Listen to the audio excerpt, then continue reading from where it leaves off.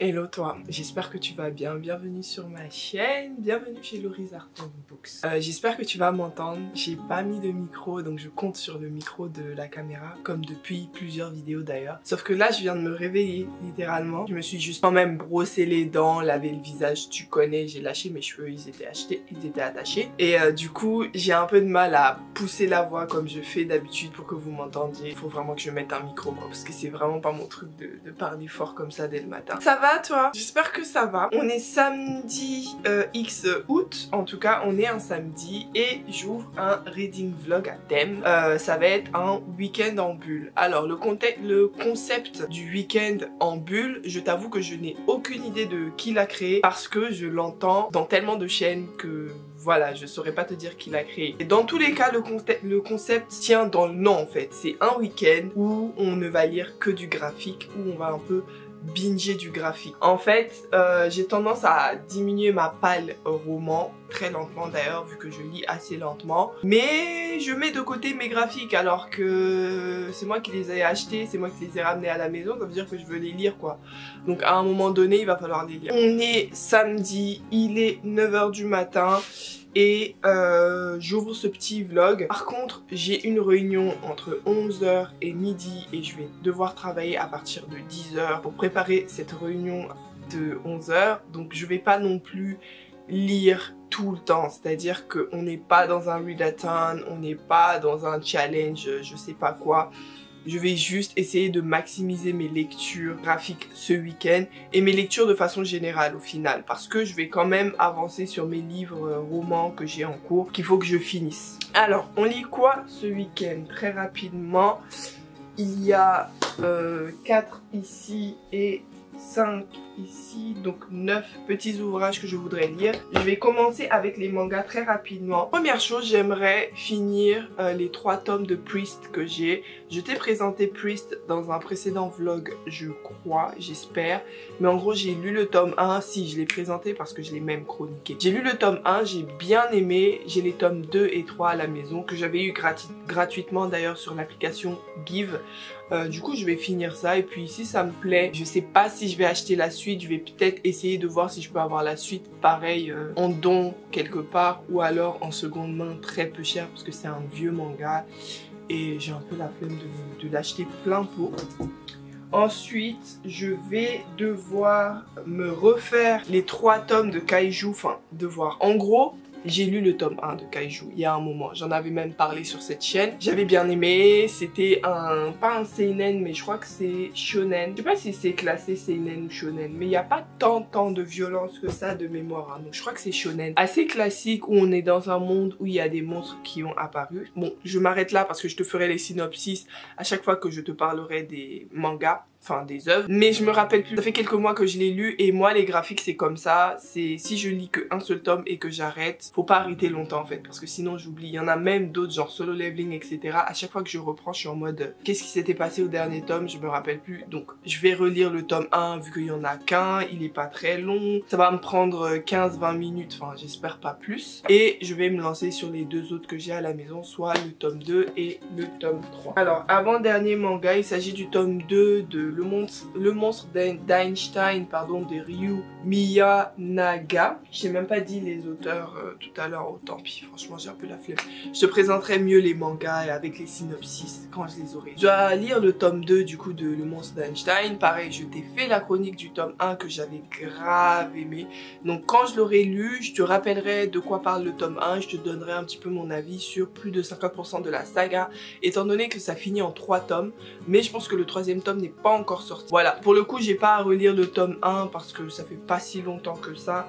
Et puis en fait je me suis rendu compte que les graphiques qui ont un aspect visuel et graphique particulièrement beau, en tout cas qui est particulier somehow, je m'en rappelle plus facilement. Et celui-là, il a des graphismes très noirs, très gothiques. Je me rappelle que ça m'avait trop plu en fait, le style de dessin. Du coup, vous allez voir, il y en a d'autres comme ça dont je me rappelle le premier tome, juste parce que les graphiques étaient super beaux. Voilà, et on continue, cette fois-ci sur de l'horreur. Il s'agit de L'école emportée de Kazuo Umez. Le tome 1, je crois que c'est une série en 5 tomes que j'ai retrouvé à ma bibliothèque, à la médiathèque de ma ville plutôt. J'avais envie de l'acheter, mais 5 tomes, tu vois. En plus, c'est 5 gros tomes, donc je sais pas combien ils coûtent chacun, mais ça doit être genre une dizaine d'euros au moins. Donc j'ai pas acheté, mais voilà, c'est un petit peu de l'horreur où on se retrouve avec des enfants. C'est un petit peu vintage, tu vas le voir dans les dessins. Ça se voit que vous ferez peut-être des... Ah non, je pense que là vous voyez bien.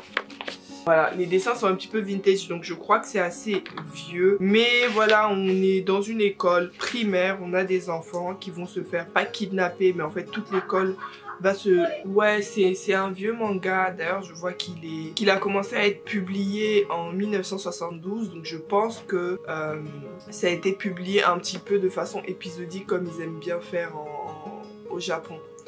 Voilà, donc le tome 1, j'ai le tome 2 aussi, mais je vais déjà commencer le tome 1 pour voir si ça me plaît. Et on va passer au BD très rapidement. Je vais lire le tome 2 de Lady Mechanika. Donc Lady Mechanika, pareil, le tome 1, je vous l'avais présenté. On est dans du steampunk, on est dans des dessins méga beaux.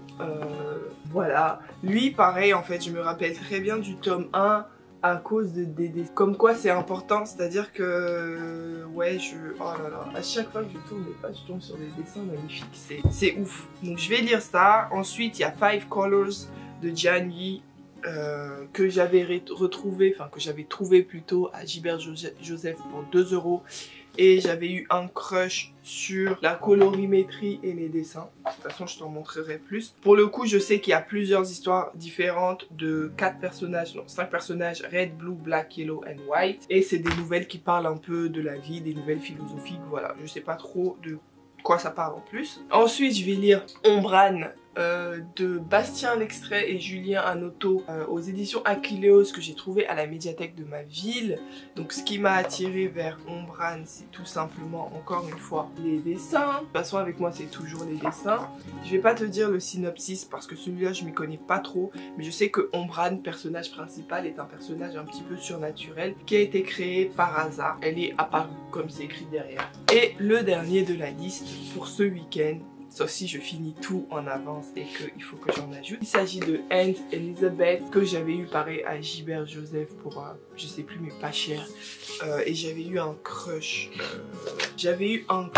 Mais un véritable crush sur les dessins de cette BD et je m'étais dit toi tu rentres avec moi en fait. Il n'y a aucun moyen que je te laisse partir. Donc voilà, c'est un peu ça. Je t'en parlerai. Du coup, je vais me lancer dans tout ça après ma réunion, soit à partir de midi, parce qu'avant ça, ça va être compliqué, pardon.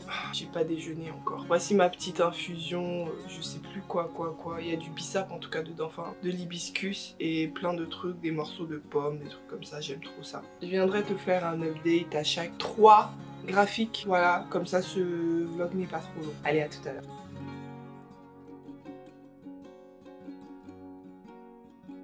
Quel fail, mais quel fail! Ah là là! Petit check-up, même si tout ne se passe pas comme prévu. Donc quand on s'est quitté, je vous avais dit toute joyeuse que j'allais passer le week-end en BD, en bulle. C'est toujours le cas, sauf que il est 20h27. Toute une journée est passée et je n'ai lu que ça. Sur une longue pile à laquelle il faut ajouter tout ça. Voilà, donc c'est mal parti. Bon, après j'ai 2 jours, mais quand même. En plus, comble de ma malchance, j'ai commencé par Priest. Donc je vais vous parler de Priest. J'ai pas aimé, c'est le tome 2. Donc pour vous refaire le synopsis, Priest, on va suivre Ivan Isaac qui est un homme, en tout cas de base c'était un homme. Au début du tome 1, on le voit aux enfers avec... on sait pas si c'est le diable, mais en tout cas c'est pas une force positive en face de lui, qui essaie de faire ressortir en lui toute sa rage. C'est-à-dire qu'il est aux enfers, il est attaché... il est souffrant, tout ce que tu veux, et la personne n'arrête pas de lui dire des trucs qui l'énervent de plus en plus. On comprend qu'il a une bien-aimée qui a été tuée dans certaines circonstances, et cette personne-là qui lui parle essaie d'attiser sa colère, sa rage contre les personnes qui sont responsables de la mort de sa bien-aimée. Et du coup, il va vendre, Ivan Isaac va accepter de vendre une moitié de son âme, la moitié de son âme, à cet être qui est en face de lui, et cette personne va lui conférer des pouvoirs pour aller se venger. Bien sûr, la vengeance sert aussi la personne qui lui confère ses pouvoirs et il va se retrouver à combattre un peu des sortes de prêtres d'un culte et dans ce culte là il transforme les gens, leurs soi-disant brebis, ce qu'on appelle brebis dans le catholicisme, il transforme leurs brebis en sorte de zombies bizarres qui attaquent les personnes qui sont contre eux. En gros c'est ça, et Ivan Isaac en fait va un peu se balader dans le pays, ça se passe au Texas, dans le désert, au début en tout cas. Voilà, il va les combattre et il va essayer de les trouver pour les tuer. Et on comprend très vite parce que le premier vrai prêtre en face de qui il est le 11e des 12 tables, et du coup il y en a 12, et du coup après il y a le Big Chef, et voilà. C'est un vieux manga, très vieux manga que j'ai eu gratuitement sur Give. Il a été écrit en 1999, en tout cas en VO, et édité en français en 2004.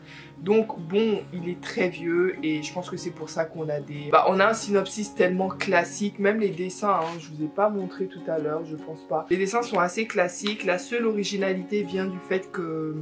c'est très noir en fait, c'est très noir. Mais ouais voilà, c'est un peu ça, c'est très classico et je dois vous avouer que j'ai pas kiffé. Pourtant j'avais bien aimé le tome 1. Je sais pas, ça introduisait un autre personnage complètement humain, féminin dedans. Et spoiler alert, je suis désolée, je vais vous spoiler cette toute petite partie. Ce personnage là, on va se rendre compte qu'elle ressemble beaucoup à sa bien-aimée. Franchement j'ai la flemme, ça ne m'inspire plus du tout.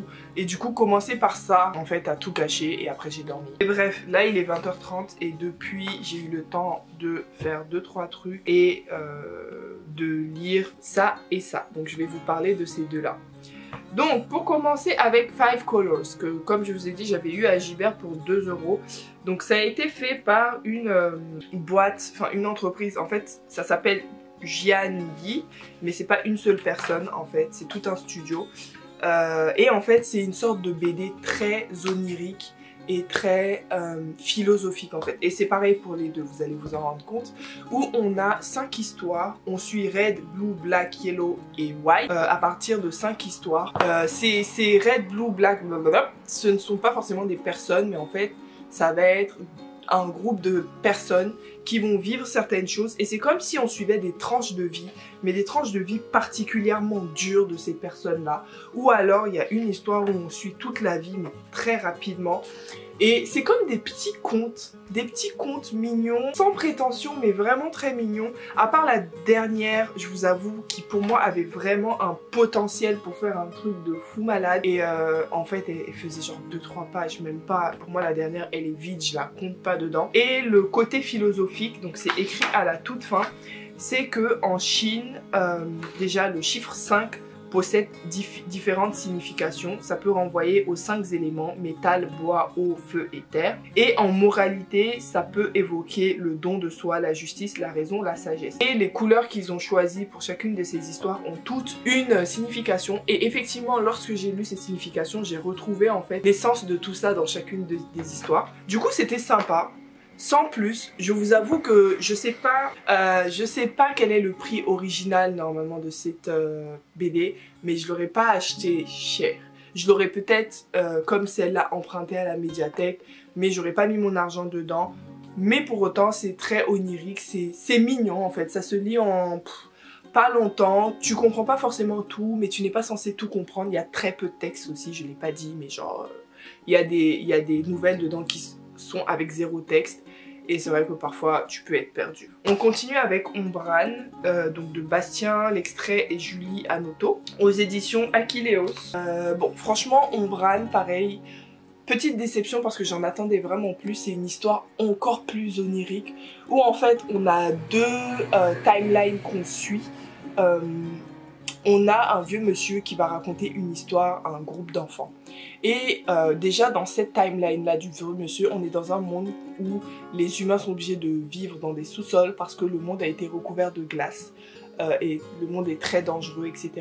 Et on va suivre, donc le monsieur va raconter l'histoire d'Ombran, qui est une sorte de fille de la nuit qui a été créée de on sait pas quoi, qui a juste apparu un jour, et en fait qui a fait son petit cheminement sur la terre, qui a rencontré beaucoup de gens qui ne parlent pas, on la voit jamais parler. Chaque fois qu'elle rencontre des gens, ils sont très bienveillants avec elle. Ils la prennent un peu comme une petite fée qui va leur apporter de la chance, étant donné qu'elle n'est pas du tout dangereuse, etc. Mais ils finissent tous par mourir et on voit un petit peu la déchéance de la terre à travers ses yeux à elle. Dit comme ça paraît très intéressant, mais je trouve que malgré les très beaux dessins, ça n'a pas été très bien fait. C'est-à-dire qu'il y a des parties qu'on comprend pas du tout. Ça méritait d'un peu plus d'explications et un peu plus d'épaisseur au final, parce que à vouloir faire des toutes petites BD, vous faites des choses qu'on ne comprend pas. Du coup pour moi c'est un petit flop, même si j'ai eu vraiment un coup de cœur sur les graphiques en fait, qui sont vraiment, mais vraiment intéressants. Et franchement ça fout le seum, je vais pas vous mentir, j'ai bien le seum parce que celui-là j'en attendais vraiment, mais vraiment beaucoup. Voilà, c'est tout ce que j'ai lu jusque là. Je vais essayer de continuer, je sais pas encore avec quoi. Normalement je devais lire le tome 3 de Priest, comme j'avais dit au début. Je sais pas encore si je vais le lire parce que j'ai la flemme, vu que j'ai pas aimé le 2. Peut-être demain je vais me lancer dans le 3 juste parce que bon j'ai les 3 et puis voilà. Et après je les donnerai. S'il y a des personnes qui regardent ce vlog qui sont intéressées, je pense que après je les donnerai. Donc si vous êtes intéressés, je pourrais vous les passer sans souci. Donc soit je me lance dans Kaiju, mais du coup le tome 1 pour reprendre à 0. Soit je me lance dans le monstre d'Einstein, le tome 2. A tout à l'heure.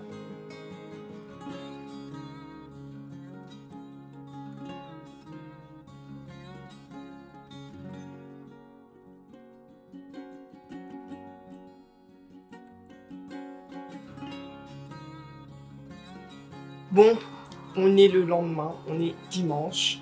Je suis en train de faire mon sac pour sortir, parce que clairement, je sais pas. J'ai envie de me balader aujourd'hui, donc je vais continuer.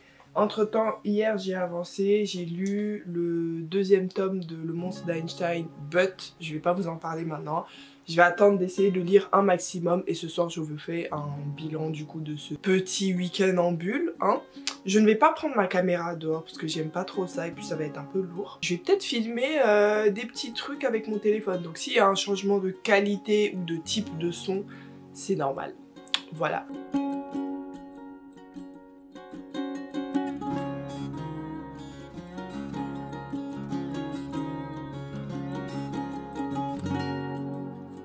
Alors, update rapide, je suis au jardin de la Défense. J'aurais mis, je pense, un petit plan pour que vous voyez. Je suis toute seule littéralement. Il y a juste un mec au fond là qui dort. Il a dû passer la nuit là, je pense. Je lis Kaiju numéro 1, enfin Kaiju numéro 8, le tome 1, pardon. Alors que je l'ai déjà lu. Comme je disais, franchement ça fait longtemps et quand c'est que un tome, voilà. Mais c'est trop bien, en fait ça me rappelle à quel point j'avais grave kiffé. Je suis que là, hein. Je suis même pas à la moitié. Et j'arrive à lire beaucoup plus vite étant donné que c'est ma 2e lecture. Mais en même temps, j'aime bien l'histoire. C'est à la fois drôle et intéressant. Mais en même temps c'est un shonen assez classique. Donc voilà, on continue.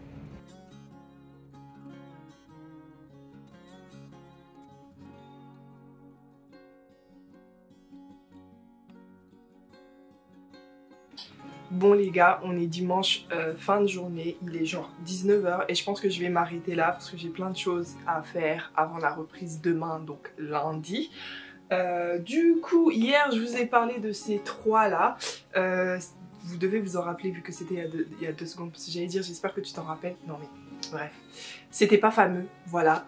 Priest, tome 2, j'avais pas kiffé et les deux ils étaient moyens, enfin Ombran en tout cas était moyen et Five Colors était peut-être un peu trop onirique pour moi avec le recul parce que si je m'en rappelle, mais c'est pas forcément complètement positif. Entre temps, j'ai lu tout ça, donc c'est pas mal. J'ai lu tout ça aujourd'hui et hier. Alors, hier, j'ai lu le tome 2 du Monstre d'Einstein et là, je te montre le tome 1. Attends, je me trompe. Voilà, hier, en fait, j'ai lu le dernier chapitre du Monstre d'Einstein parce que j'ai une très mauvaise mémoire en ce qui concerne les graphiques étant donné que ils sont très courts et tu les lis de façon espacée, enfin bref, t'as compris. J'ai lu le tome 2 du Monstre d'Einstein. Pour te rappeler le synopsis, on va suivre Leroux et Einstein. Donc Leroux, au début, il vit dans un village de pêcheurs, il travaille avec son père qui est pêcheur, et il va se passer une catastrophe en mer qui va faire que son père et son meilleur ami qui travaillait en fait avec eux vont mourir. Et en fait, il y a une sorte de garçon un peu, que lui il appelle Doc, genre docteur, c'est un jeune garçon qui est très bon avec les plantes, etc. comme par hasard, qui se trouve être un garçon sorcière. Donc on s'en rend compte très vite, mais le gars il cache en fait, parce que les sorcières ont des oreilles un petit peu d'animaux si tu veux, à fourrure. Et Leroux, lors de la catastrophe en mer avec son père et l'autre là, son meilleur ami, il va se faire déchiqueter et il va être sauvé par le garçon sorcière, soit Einstein. Et du coup, il va se retrouver dans un état qu'on voit, je sais pas où est-ce qu'on peut voir ça, à peu près comme ça. Bref, il est reconstitué un petit peu comme le monstre de Frankenstein, voilà. Et du coup, Einstein va le renommer, va lui dire écoute, je vais te donner un nouveau nom, je trouve que Frankenstein ça te va bien. Et parfois il l'appelle Fran. Bref, c'est ça l'histoire et ils vont partir dans une quête. Ils vont voyager ensemble et je pense pas pouvoir te dire pourquoi parce que ce serait trop te spoiler le tome 1 déjà. Mais dans le tome 2 du coup on est dans leur quête après tout ce qui s'est passé parce qu'il s'est passé des choses dans le tome 1 à part la catastrophe en fait de la famille hein, qui arrive tout au début et c'est pour ça que je te l'ai dit, c'est pas vraiment un spoil. Il se passe plein de choses et du coup ils vont voyager et pour vous dire la trope de ce manga c'est vraiment la found family où t'as deux personnes qui se retrouvent ensemble à voyager, qui apprennent à se connaître, qui découvrent des choses et c'est une saga gothique en 3 tomes. Dites-vous quand j'ai fini le tome 2 j'étais en mode je veux le tome 3 mais il sort en fin septembre je crois donc je vais devoir attendre mais c'est trop bien. Franchement le tome 1 j'avais bien aimé sans plus, je trouvais que c'était pas assez gothique dans l'histoire, c'est à dire que les dessins sont clairement gothiques. Je sais pas si je vous ai montré hier et je ne pense pas, mais les dessins c'est Chef Kiss. Genre vraiment les dessins, tu fais pas plus gothique que ça, c'est très noir, très détaillé, mais genre extrêmement détaillé. J'ai rarement vu des dessins aussi détaillés quoi, enfin sauf du Junji Ito par exemple. Mais c'est pas le même style hein. Je te montre encore une planche que je trouve magnifique. Regardez-moi ça. C'est trop beau. Bref, en tout cas, je reviens à l'histoire. J'ai vraiment aimé. Et pour moi, ça a rattrapé ma journée en fait. Parce que tout ce que j'avais lu avant était bof ou nul. Donc, on a fini la journée d'hier sur un point positif. Et je vous recommande toujours autant le monstre d'Einstein de qui c'est, de Ryu Miyanaga. Ensuite, aujourd'hui, donc j'ai lu ça. En commençant par ces trois tomes là, pardon. Kaiju numéro 8. J'étais dehors, je pense que j'aurais mis des petits trucs, j'étais à la Défense, au jardin de la Défense. J'ai lu le 2, j'ai lu le 3, je suis allée à la Fnac, j'ai acheté le 4, j'ai acheté le 5. Franchement Kaiju je kiffe. C'est un, je sais pas si, je crois qu'il est classé seinen. Je crois qu'il est classé seinen parce qu'il y a quand même des côtés un petit peu gore, justement quand les kaiju qui sont des monstres. Je pense que je vous ai pas fait le synopsis donc je vais le faire juste après. Mais bref, je crois qu'il est classé seinen. Mais pour l'instant, il n'y a que 5 tomes qui sont sortis. J'ai déjà tout acheté. J'espère que c'est pas une longue saga de manga parce que sinon, dans quoi je me suis embarquée. Bref, dans Kaiju, on va suivre Ibino, je crois. Je cherche son nom. Kafka Ibino, qui est un homme de 32 ans qui a un petit peu pas raté sa vie.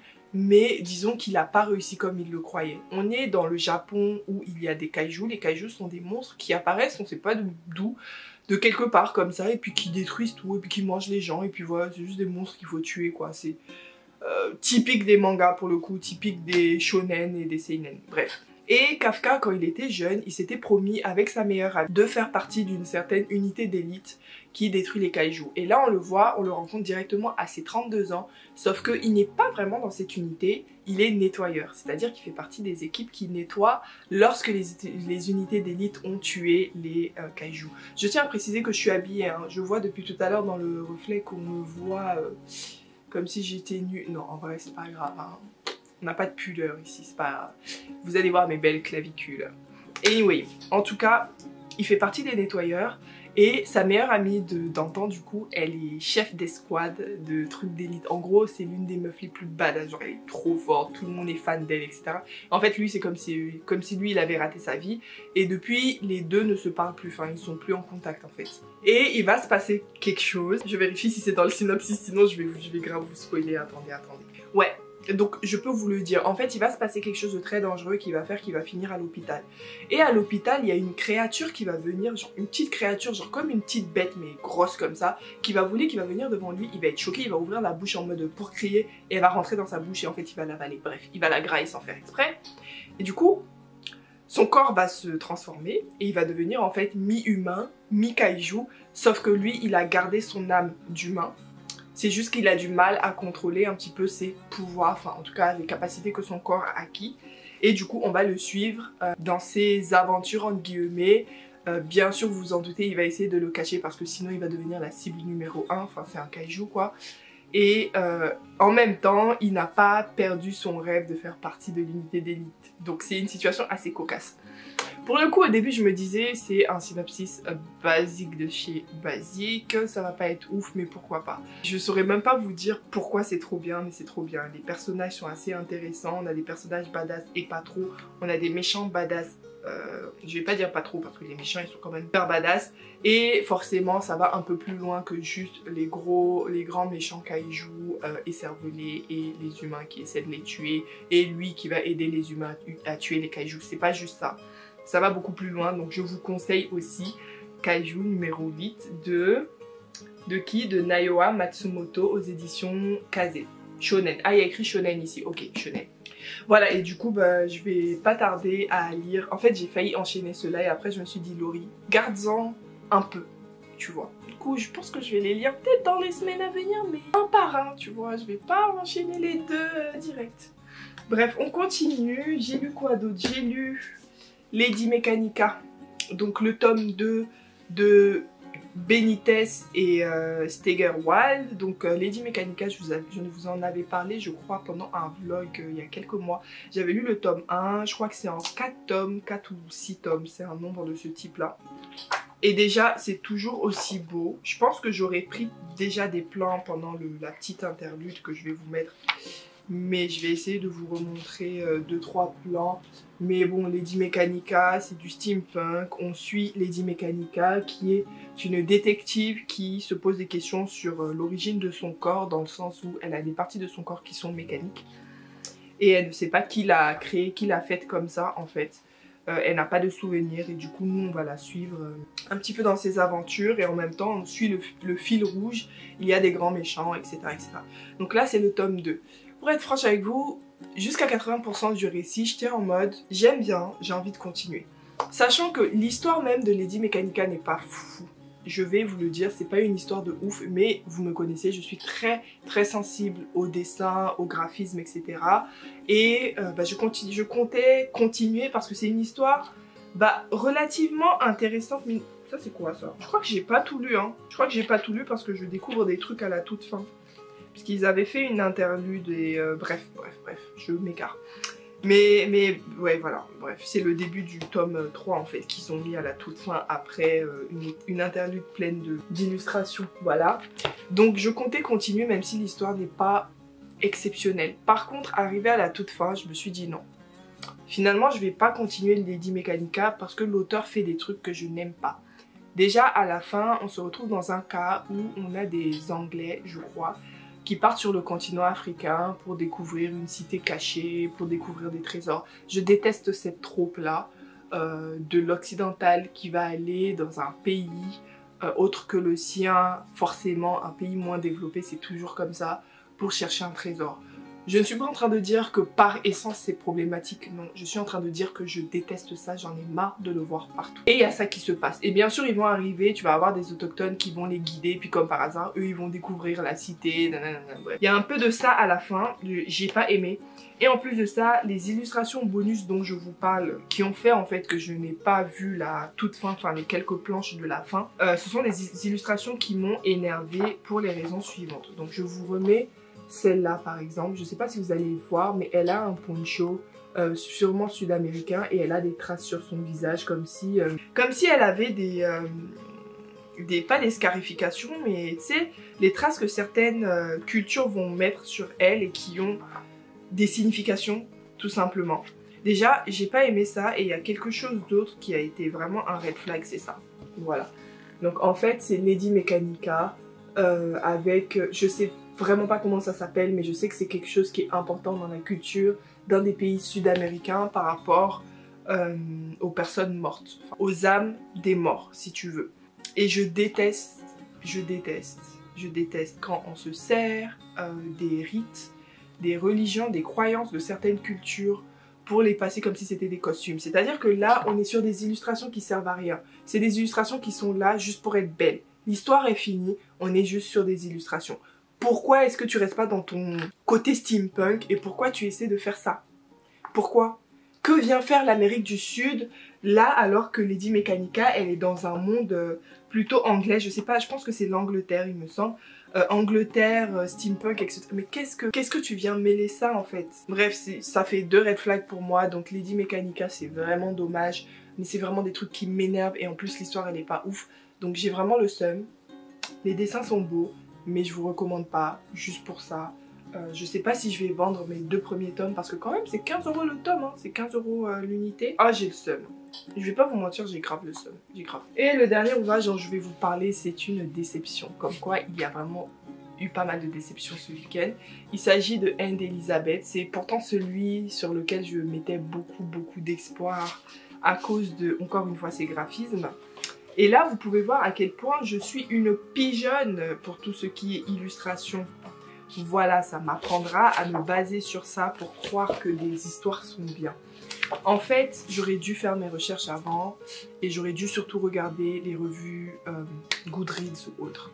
Anne d'Elisabeth, je vais même pas vous dire le synopsis parce que c'est extrêmement onirique. On a juste une jeune fille qui est morte, mais pas vraiment parce qu'elle revient, mais personne ne la voit. Elle se retrouve dans une sorte de serre avec des animaux qui n'en sont pas. Et elle veut envoyer une lettre à sa sœur. C'est tout ce qu'on sait. Il n'y a pas d'intrigue.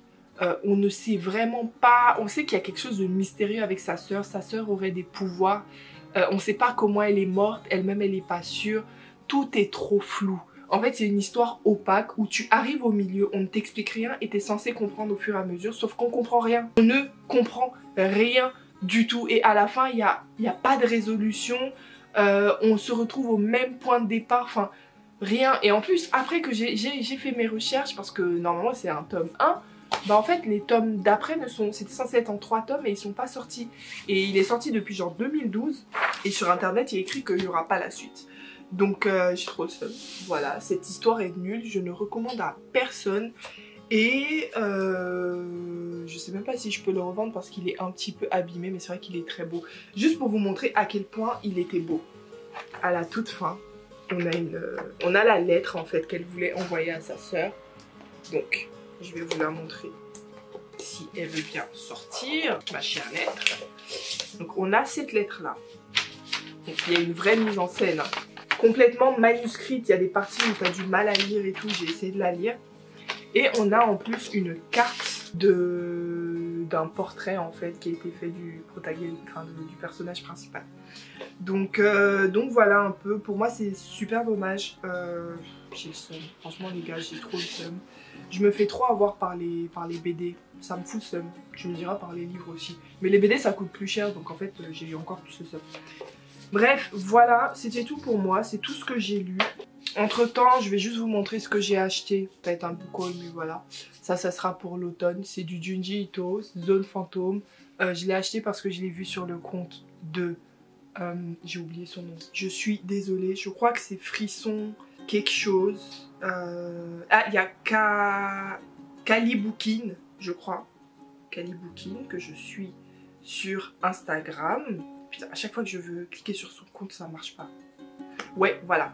J'ai vu ça sur le compte de Kaliboukin qui a bien aimé et le compte des livres de la crypte, je crois, qui ont bien aimé. Donc ça me fait un Junji Ito en plus à lire. Sachant que j'ai toujours Spiral, enfin Uzumaki à lire. Donc tout ça, ça va être mes lectures un petit peu de l'horreur de l'automne. Comme vous savez, j'ai acheté les kaiju et je me suis offert un roman. Mais bon, c'est pas le sujet, c'est juste un roman de la rentrée littéraire. Et... voilà. C'était tout pour moi. Je suis désolée, j'ai quand même beaucoup parlé. C'est un bilan mitigé, mais je prends quand même sur le positif parce que ça a été extrêmement intéressant, le monstre d'Einstein et Kaiju, donc je suis quand même très contente de mon week-end. Et j'ai descendu ma palle et augmenté ensuite. Du coup, je sais pas si c'est positif. Bref, bon, bah je te laisse. N'hésite pas à me dire si ce type de vidéo te plaise. Si t'aimes bien les vidéos un petit peu, pas forcément à thème, mais les vlogs où je lis le même type de livre, etc. Voilà, et je te dis à une prochaine vidéo. Bye!